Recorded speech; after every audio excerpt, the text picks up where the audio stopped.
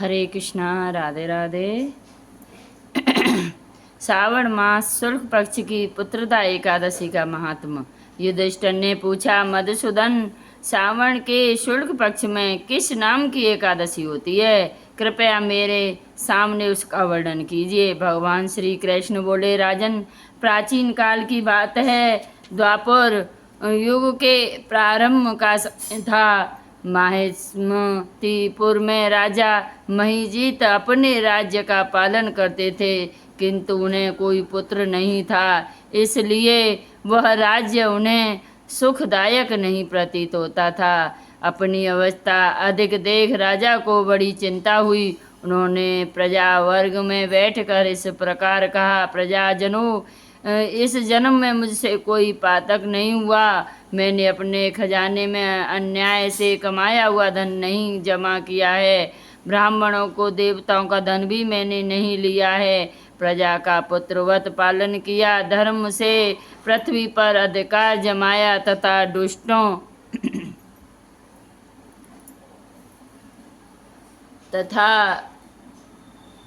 दुष्टों को वे बंधु और पुत्रों के समान ही क्यों न रहे हों दंड दिया है। श्रेष्ठ पुरुषों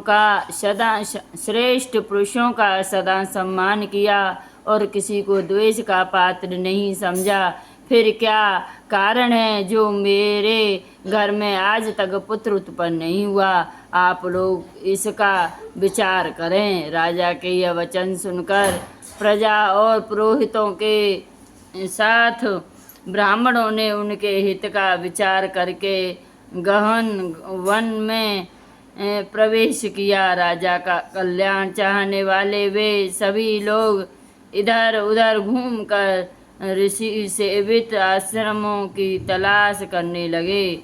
इतने में ही मैं उन्हें मुनि श्रेष्ठ लोमस का दर्शन हुआ। लोमस जी धर्म के तत्वज्ञ, संपूर्ण शास्त्रों के विशिष्ट विद्वान, दीर्घायु और महात्मा हैं। उनका शरीर लोम से भरा हुआ है। वे ब्रह्मा जी के समान तेजस्वी हैं। एक एक कल्प बीतने पर उनके शरीर का एक एक लोम विशीर्ण होता टूट कर गिरता है, इसलिए उनका नाम लोमश हुआ है। वे महामुनि तीनों लोकों की बातें जानते हैं। उन्हें देखकर सब लोगों को बड़ा हर्ष हुआ।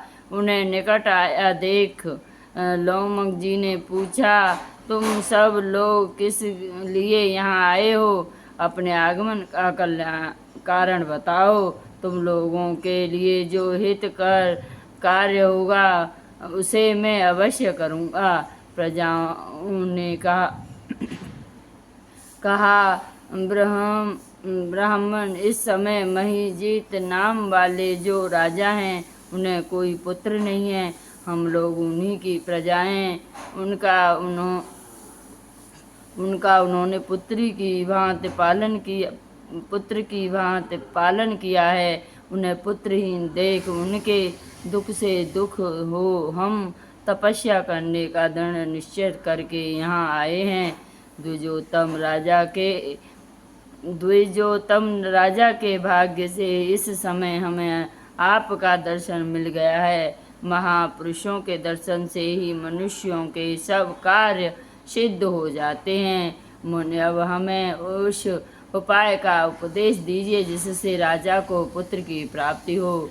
उनकी बात सुनकर महर्षि लोमश 2 घड़ी तक ध्यान मग्न हो गए।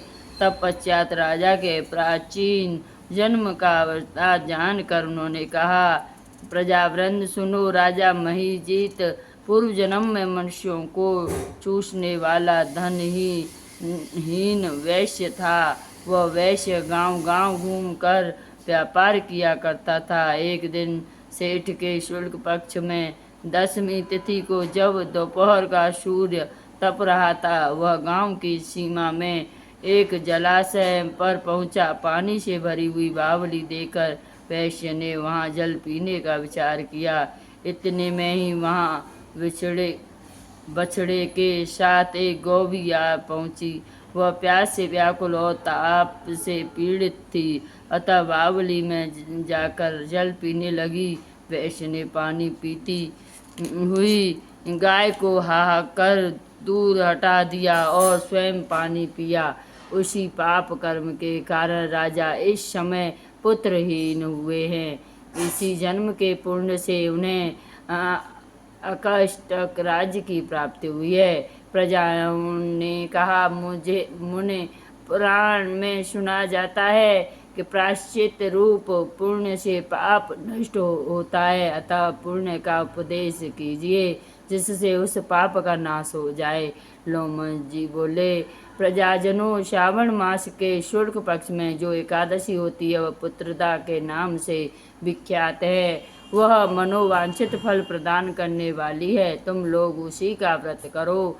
यह सुनकर प्रजाओं ने मुनि को नमस्कार किया और नगर में आकर विधि पूर्वक पुत्र का एकादशी के व्रत का अनुष्ठान किया। उन्होंने विधि पूर्वक जागरण भी किया और उसका निर्मल पुण्य राजा को दे दिया। तत्पश्चात रानी ने गर्भ धारण किया और प्रसव का समय मानकर बलवान पुत्र को जन्म दिया। इसका महात्म सुनकर मनुष्य पाप से मुक्त हो जाता है तथा यह लोक में सुख पाकर परलोक में स्वर्णीय गति को प्राप्त होता है। बोलो राधे श्याम की जय। बोलो वृंदावन बिहारी लाल की जय। जय जय श्री राधे, जय जय श्री राधे। हरे कृष्णा, राधे राधे।